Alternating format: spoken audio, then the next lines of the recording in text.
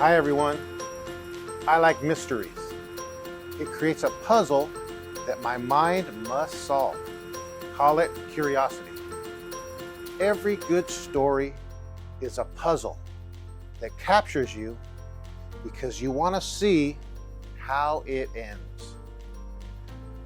In a carefully crafted song, the music intertwines with the lyric, creating a special tool called a hook. And this hook, along with the rest of the story in the song, is pulling at our emotions. There could be tears of joy or sadness, a deep sense of love or passion. It can create longing for someone or something or an experience.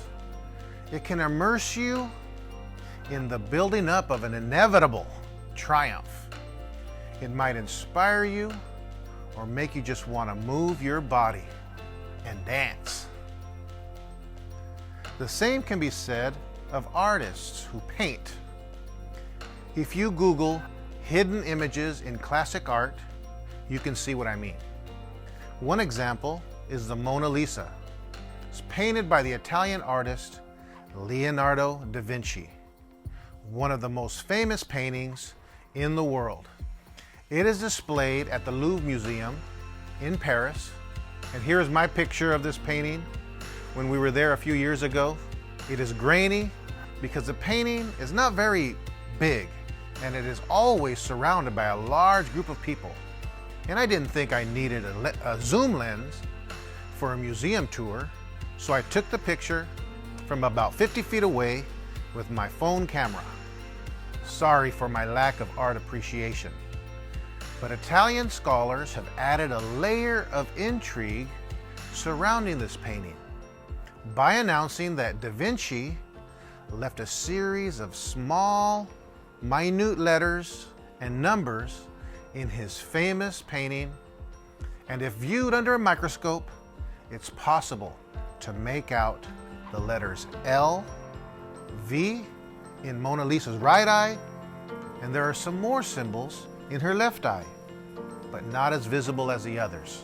For the casual listener or observer, it is possible to miss all of the finer nuances of a genius's work of art. It is only when we stop and concentrate on an artist's creation that we begin to appreciate their work. And that's the way we can observe the work of the greatest artist of all time, God.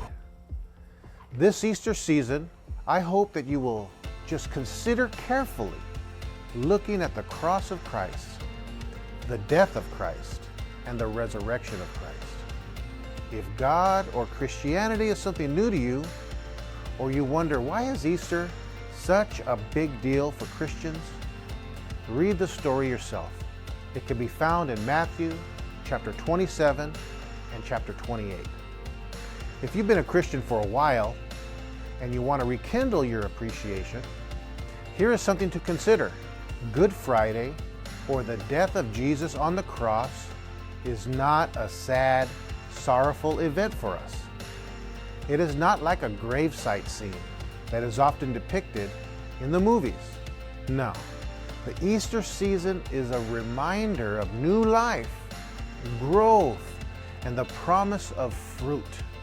The book of Romans, chapter 6, verse 5 says, "If we have been planted together in the likeness of his death, we shall also be in the likeness of his resurrection."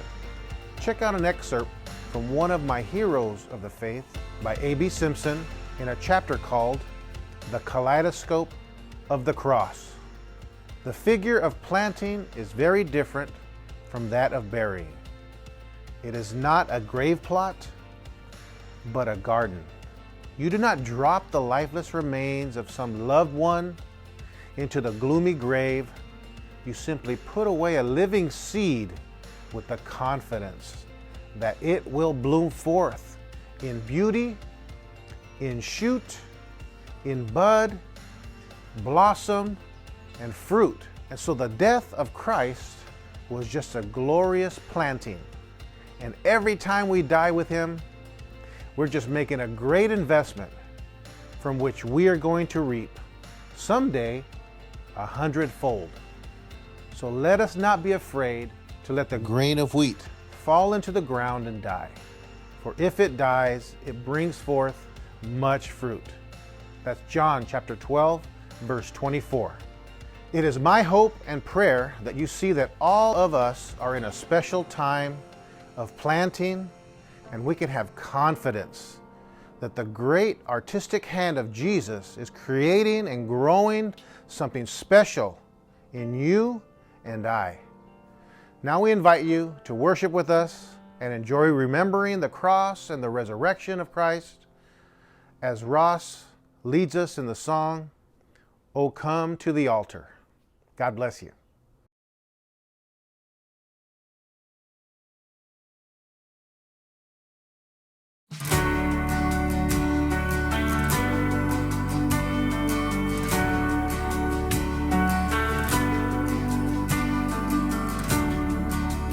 Are you hurting and broken within, overwhelmed by the weight of your sin? Jesus is calling. Have you come to the end of yourself? Do you thirst for a drink from the well? Jesus is calling. Yes, he is. Oh, come to the altar. The Father's arms are open wide. Forgiveness was bought with the precious blood of Jesus Christ. Yes, it was. It's the precious blood. Leave behind your regrets and mistakes.